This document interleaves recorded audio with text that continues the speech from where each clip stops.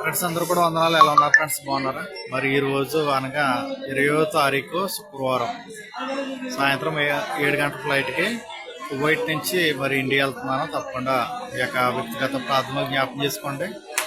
మరి కువైట్లో నాకు జరిగినటువంటి అన్యాయము ఎవరికి కూడా జరగundదు. ఎందుకంటే వీసాల పేరు చెప్పి రాపాక కుమారి డబ్బులు కట్టించుకుని వాళ్ళు చెల్లి లక్ష్మి అన్న ఆవిడ ఎయిర్పోర్ట్లో చేస్తుంది, ఎయిర్పోర్ట్లో జాబ్లు ఉన్నాయని చెప్పి నా చేత, మా ఫ్యామిలీ చేత, మా ఫ్రెండ్స్ చేత డబ్బులు కట్టించుకుని ఆ డబ్బులు అడిగినందుకు లేనిపోయిన కేసులు నా మీద పెట్టి జైల్లో పెట్టి ఇంచుమించు జూలై నెలలో నన్ను జైల్లో పెట్టారు. మా బాబా మరి జామీన్ నుండి తీసుకొచ్చి నన్ను ఇంకా టిక్ టాక్ అయి చేయొద్దు అన్నాడు, సోషల్ మీడియాలోకి రావద్దు అన్నాడని నేను రావటం మానేశాను.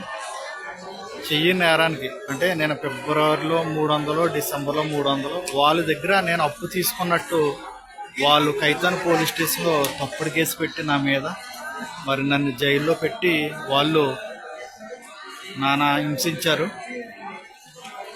నిజంగా చెప్పాలంటే నా తల్లిదండ్రులు కూడా నన్ను కొట్టలేదు, వాళ్ళు పోలీసుల చేత నన్ను కొట్టించి నా దగ్గర 600 వాళ్ళు అన్యాయంగా దుబ్బారండి. మా బాబా 600 దినాలు కట్టి అక్కడ కేసు లేకుండా చేసి నాకు వస్తున్న 120 దినాల్లో మరి 100 దినాలు మా బాబా కట్ చేసుకుని 6 నెలల తర్వాత నా అప్పు తీరింది. నైటు పగల వాళ్ళ దగ్గర పనిచేస్తే ఆ 600 దినాలు నేను అప్పు తీర్చి ఈరోజు కువైట్ దేశం నుండి ఇండియా వెళ్తున్నాను. అంతా దేవుని కృప. చెయ్యికి నేరాన్ని నేను చెయ్యి తప్పుకి నా మీద తప్పుడు కేసు వేశారు. అయినప్పటికీ దేవుడు ఉన్నాడు నా పక్షాన్ని. నేను ఎవరిది కూడా ఒక్క దినారు కూడా ఒక్క రూపాయి కూడా నేను తీసుకోలేదు. వీసాలు ఉన్నాయని చెప్పి డబ్బులు కట్టించుకుని తిరిగి నా మీద రివర్స్ కేసు వేసి ఈరోజు డబ్బులు లేని పరిస్థితిలో మరి నేను ఇండియా వెళ్ళవలసి వస్తుంది. నేను అప్పులు తీర్చి కాబట్టి కువైట్ దేశంలో ఎవరిని నమ్మకూడదండి.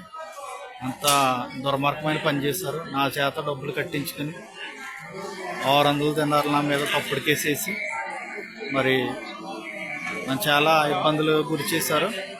నేను అందుకనే సోషల్ మీడియాకి నేను దూరంగా ఉన్నాను. కాబట్టి ఏదైనప్పటికీ దేవుడు నా పక్షాన మంచి మేలు చేశాడు. నేను ఈరోజు ఇంటికి వెళ్తున్నాను. తప్పకుండా ప్రార్థన చేయండి.